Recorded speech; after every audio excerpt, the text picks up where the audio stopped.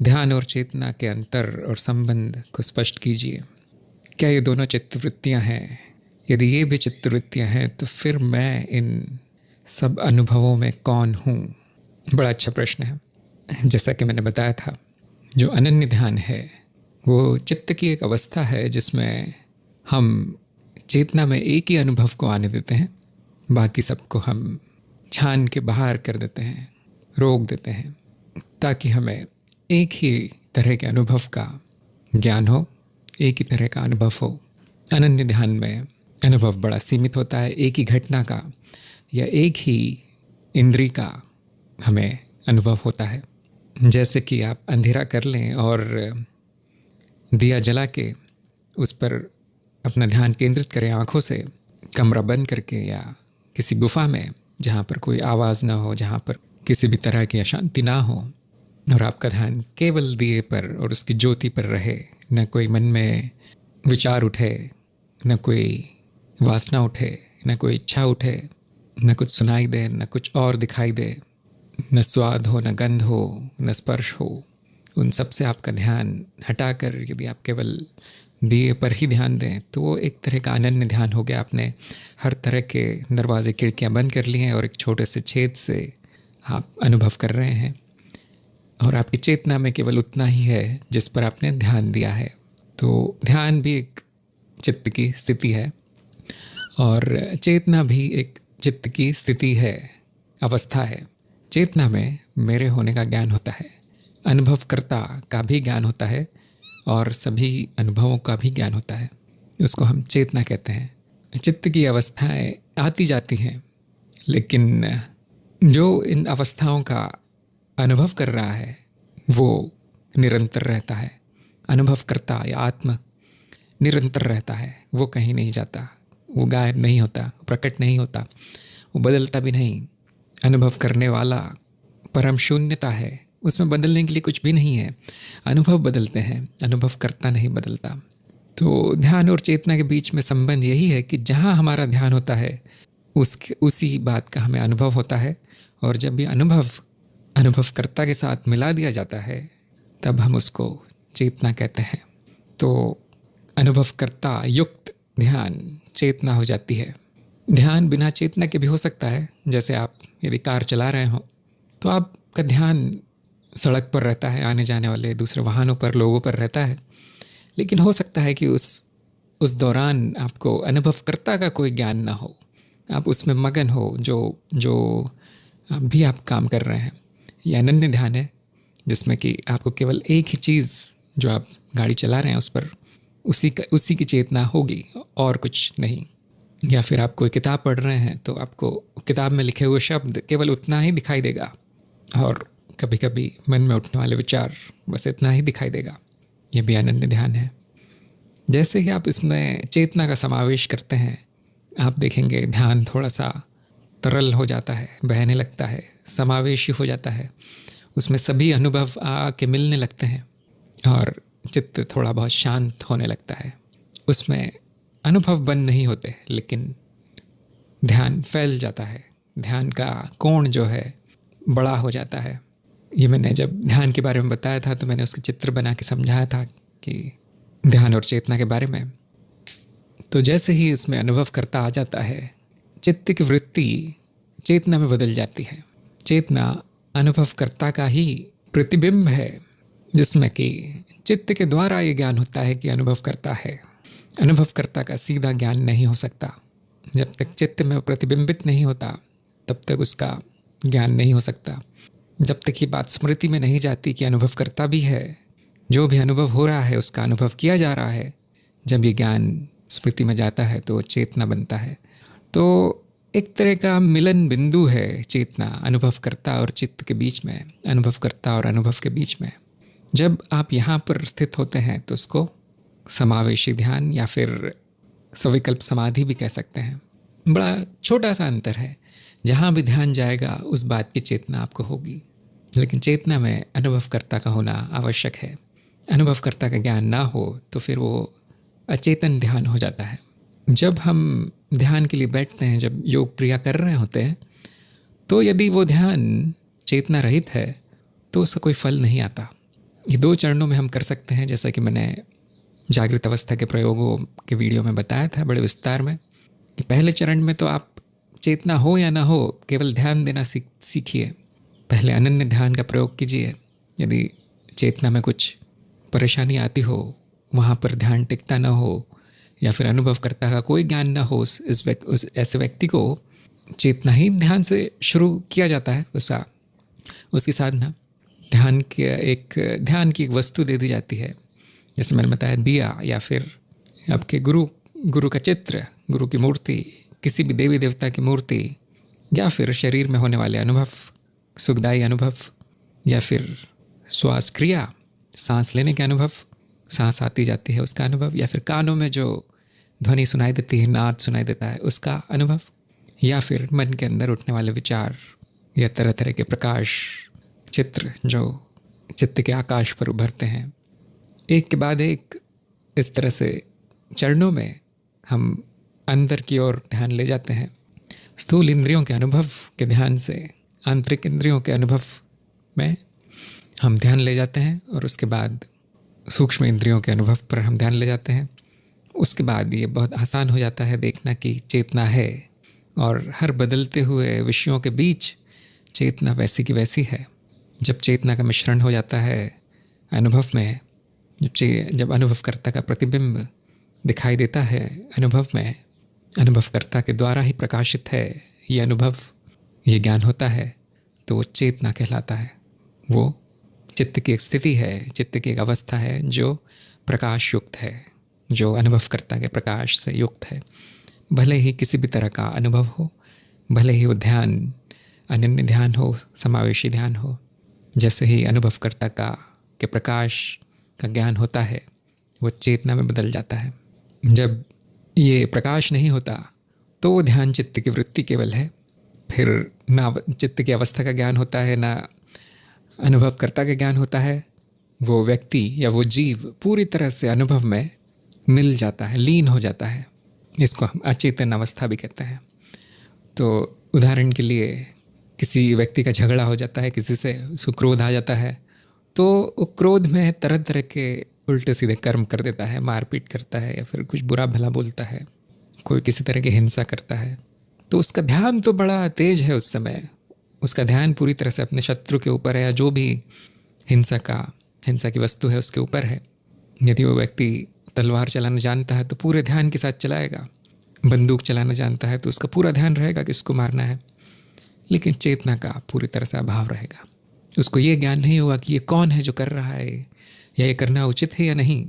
वो क्रोध में लीन होगा, वो अचेतन होगा, अंधकार में होगा, लेकिन ध्यान उसका पूरा होगा। जब उसको कोई कहता है कि देखो तुम ये गलत कर रहे हो, देखो इसके परिणाम होने वाले हैं, तो क्रोध से उसका ध्यान हटकर उस व्यक्ति की तरफ जाता है जो उसको समझा रहा है। जब उसको ध्यान दिलाया जाता है कि देखो तुम क्या कर रहे हो, ये क्रोध है, ये तुम नहीं हो, तो उसका ध्यान का कोण बढ़ता है ज़रा सा। वो देखता है कि मेरे हाथ में बंदूक है, मेरे हाथ में तलवार है, और हाँ ये मेरा क्रोध है, मेरे मन में चलने वाली भावनाएं हैं, उठने वाली तरंगे हैं मन में, जिसकी वजह से ये शरीर कार्य कर रहा है जो बुद्धिहीन तरीके से कार्य कर रहा है। यहाँ पर चेतना प्रकट होती है कि अरे मैं क्या कर रहा था, और सही कर्म होता है। अब जैसे ही चेतना का प्रकाश आता है, जैसे ही अनुभवकर्ता का ज्ञान मिलता है, एक तरह का प्रतिबिंबित होता है अनुभवकर्ता अनुभव के ऊपर प्रकाश डालते हुए, वहाँ पर चेतना जागृत होती है उस व्यक्ति की, और सही कर्म होता है। नहीं तो पशुवृत्ति के अंदर कर्म होते हैं। तो बड़ा सूक्ष्म अंतर है, थोड़ा सा ध्यान देना पड़ेगा आपको कि चित्तवृत्ति है या नहीं। और केवल समझने के लिए हम इस तरह का भेद करते हैं, क्या चित्तवृत्ति है, क्या चेतना है, क्या अनुभव है, क्या अनुभव करता है, समझने के लिए करते हैं। है तो एक ही चीज़, सब कुछ मैं ही हूँ, सब कुछ आत्मा ही है। जो ध्यान दे रहा है वो भी मैं हूँ, जिसका ध्यान नहीं है वो भी मैं हूँ, जिसकी चेतना है वो भी मैं हूँ, जो अचेतन है वो भी मैं हूँ।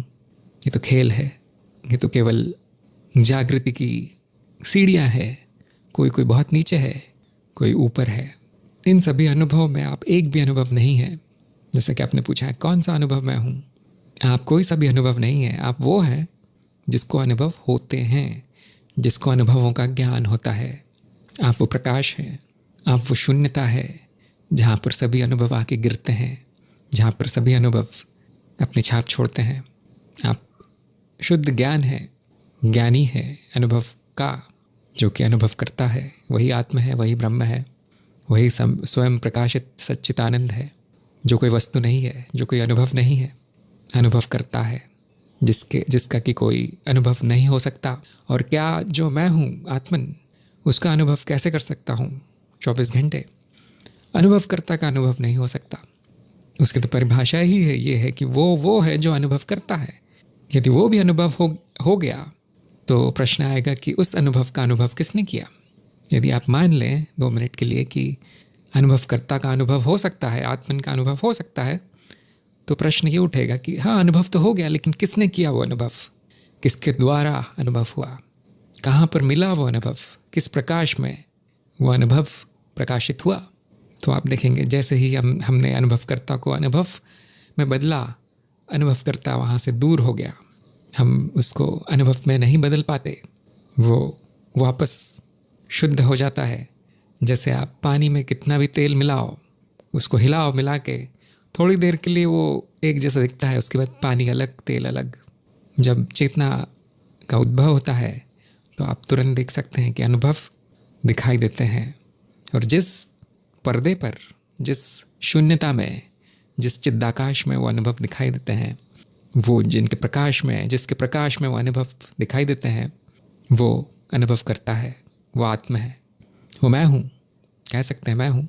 इतना ही कहना काफ़ी होगा कि वो शून्यता जो सारे अनुभवों को प्रकाशित करती है, सारे अनुभवों का ज्ञान करती है, वो आत्मा है। अब इसमें मैं होना, ये जो मैं का विचार है, वो बाद में आता है। अनुभव करता पहले होता है। अनुभव करता वो है जो इस मैं के विचार को भी देखता है कि हाँ, मैं ये हूँ, मैं वो हूँ। जैसा कि आपने आत्मज्ञान के वीडियो में देखा ही होगा, इस मैं एक चित्त वृत्ति है जिसकी अवस्था बदलती रहती है। कभी कभी वस्तुएं मैं हो जाता हूँ, कभी कभी शरीर मैं हो जाता हूँ, कभी कभी शरीर में होने वाली पीड़ा या अनुभव, तरह तरह के अनुभूतियाँ मैं हो जाता हूँ। कभी कभी भावनाएं मैं हो जाता हूँ, कभी कभी बुद्धि हो जाता हूँ मैं, कभी कभी अहंकार हो जाता हूँ। तो मैं जो है वो अहम का नाम है, अनुभवकर्ता का नाम नहीं है। अनुभवकर्ता का कोई नाम नहीं है और सारे नाम भी उसी के हैं। कोई, जैसे कि आपने ब्रह्म ज्ञान के वीडियो में देखा होगा कि अनुभवकर्ता और अनुभव में कोई भेद नहीं है। तो या तो सभी अनुभव मैं हूँ या फिर कोई अनुभव मैं नहीं हूँ। यदि जैसे ही आप कहते हैं कि एक अनुभव मैं हूँ और बाकी सारे अनुभव मैं नहीं हूँ, वहाँ पर अज्ञान आ जाता है, वो त्रुटि है, वो कहना असत्य है। ये दोनों बातें सत्य हैं कि या तो सब कुछ मैं हूँ, जो ब्रह्म ज्ञान होने पर आपको पता चलेगा, या तो फिर केवल अनुभव करता मैं हूँ, जो आत्मज्ञान होने पर आपको पता चलेगा। जो अज्ञान की स्थिति है उसमें ये ज्ञान होता है या ये अज्ञान होता है कि एक कोई अनुभव मैं हूँ और बाकी सारे अनुभव मैं नहीं हूँ। जैसे कोई व्यक्ति मान ले कि ये शरीर मैं हूँ, ये शरीर जो भी करता है, बोलता है, खाता है, पीता है, वो मैंने किया है, करता मैं हूँ। तो ये अज्ञान है, क्योंकि शरीर तो एक अनुभव है। जो भी शरीर के द्वारा होता है वो भी अनुभव है, और जो भी मन में उठता है, जो भी भावनाएं उठती हैं, जो भी विचार उठते हैं, वो भी अनुभव है। दूसरी तरह के अनुभव हैं, लेकिन है तो अनुभव। किसी और तरह की इंद्रिय से आए हैं, लेकिन आए तो इंद्रियों से हैं। चित्त की वृत्ति मात्र है। तो तुरंत मैं का नाश हो जाता है, अहम का नाश हो जाता है, और जो बचता है, चाहे वो प्रतिबिंबित रूप में हो, चाहे वो अनुभवों का प्रतिबिंब हो, चाहे शुद्ध ज्ञान हो आत्मा का, वही रहता है। फिर ये मैं हूँ, वो मैं हूँ, ये सारे विचार भी चित्तवृत्ति के रूप में आते हैं, और शांति का अनुभव होता है कि जो भी विचार आ रहे हैं, जो भी मैं या मैं नहीं, उन सारे विचारों का नाश हो जाता है। और जो आनंद की अवस्था है, जिसमें न मैं हूँ, न आप है, न अनुभव है, न वस्तुएं हैं, केवल एक अनुभव क्रिया मात्र है, वो आनंद की अवस्था है। वो शुद्ध आत्मा है, जिसमें कि अनुभव की अशुद्धि घुल नहीं पाई, जैसे तेल पानी में घुल नहीं पाता, अलग हो जाता है। यह अवस्था समाधि की अवस्था है। जब इसमें से हम धीरे धीरे सारे अनुभव निकाल देते हैं तो चेतना का विलोप हो जाता है, और ये केवल अनुभव करता बचता है, जिसमें कि किसी भी तरह के गुण दिखाई नहीं देते, किसी भी तरह का कि लक्षण, रूप, रंग, क्रिया, वृत्ति नहीं दिखाई देती।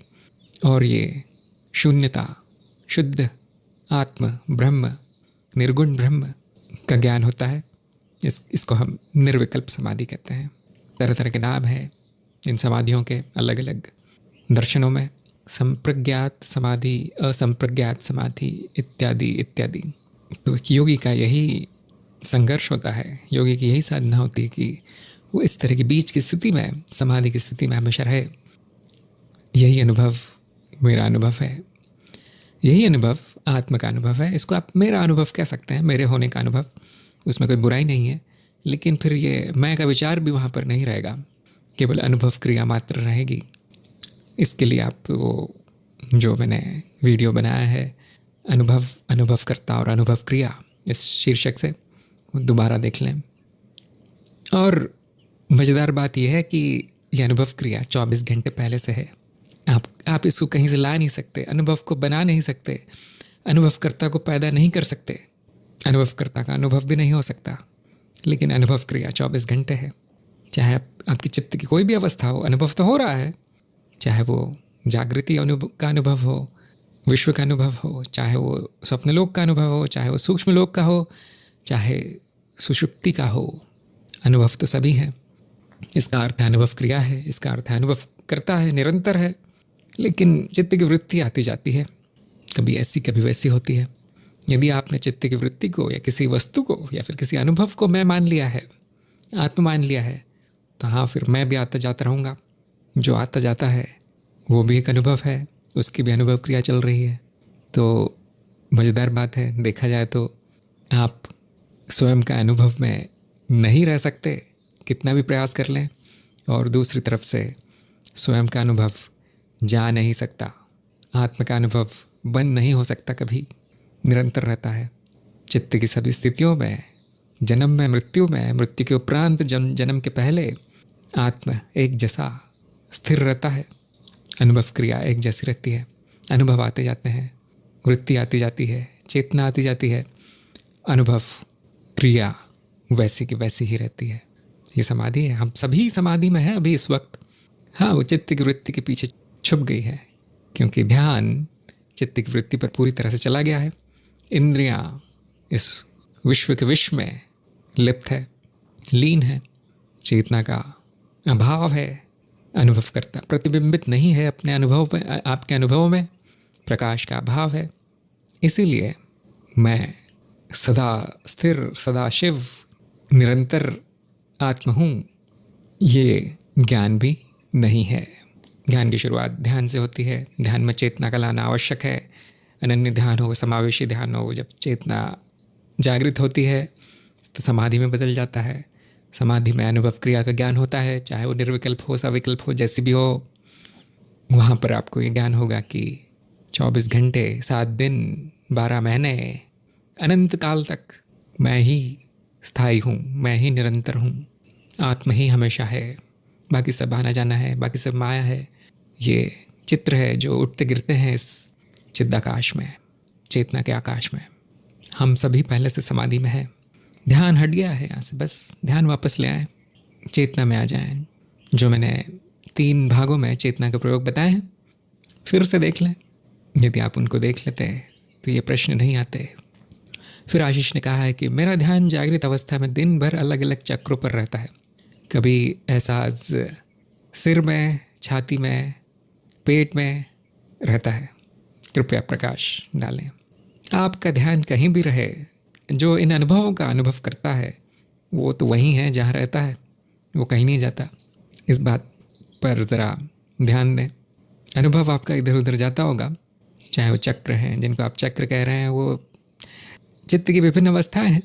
यदि आप चक्रों को शरीर में ढूंढ रहे हैं तो बहुत बड़ी गलती है, बहुत बड़ा अज्ञान है। न चक्र शरीर में है, न चित्त शरीर में है। शरीर एक अनुभव है जो चित्त द्वारा होता है, चित्त की एक परत है, और यह अनुभवकर्ता में है। सारे अनुभव आत्मा में प्रकट होते हैं, आत्मा में ही विलीन होते हैं। यदि आप वहाँ शरीर में ढूंढने जाएंगे कि मैं कौन हूँ, तो कुछ नहीं मिलेगा। अज्ञान है ये। जागृत अवस्था के प्रयोग में मैंने विस्तार में विधि बताई है, उसको आप प्रयोग करके देखें। 1-2 महीने प्रयोग करें। एक दिन में हो सकता है कि मैं जो कह रहा हूँ वो समझ में भी ना आए। सबसे पहले तो आत्मज्ञान होना आवश्यक है। ब्रह्म ज्ञान इतना आवश्यक नहीं है, लेकिन शुरू करने के लिए आत्मज्ञान बड़ा आवश्यक है।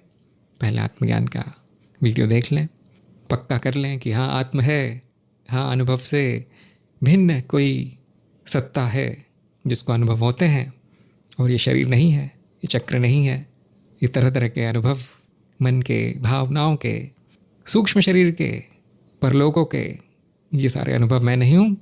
इस तरह तरह के कोश, शरीर, ऐसा कोश, वैसा कोश, आनंदमय कोश, कारण शरीर, सूक्ष्म शरीर, ये सब मैं नहीं हूँ।